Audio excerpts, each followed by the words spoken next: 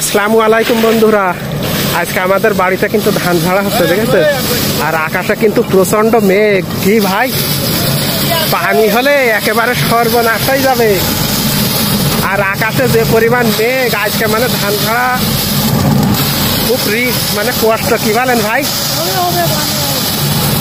পানি হলে কিন্তু খুব সমস্যা। এই কারণে হচ্ছে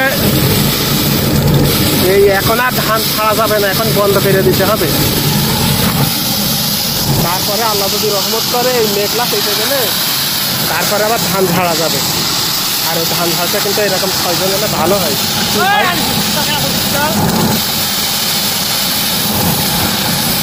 এটা কিন্তু মোটর চালিত ধান ঝাড়া মেশিন, ওটা মোটর আছে, মোটরে ধরছে।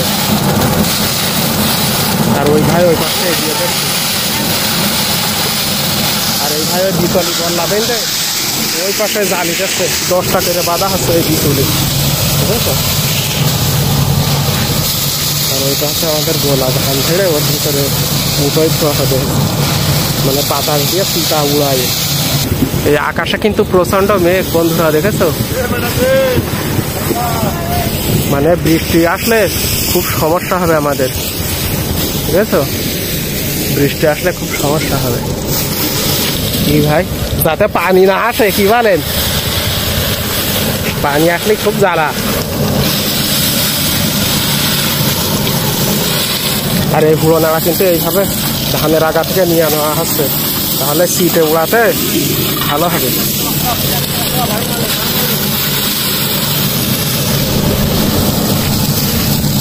মোটরে ধরতে বলতে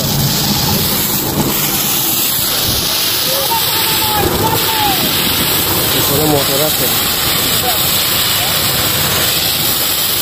মোটরে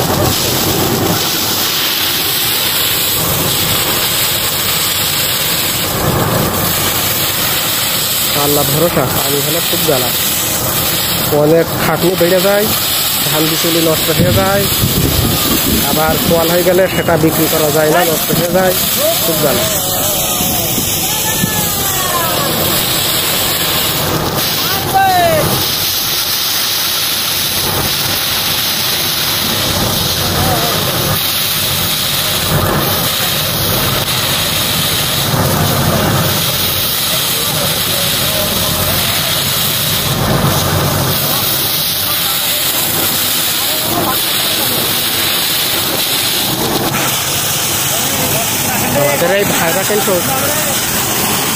আমাদের এই ভাইরা কিন্তু ওই ঠাকুরগাঁ থেকে আমাদের এখানে এসে দেখছে বন্ধুরা,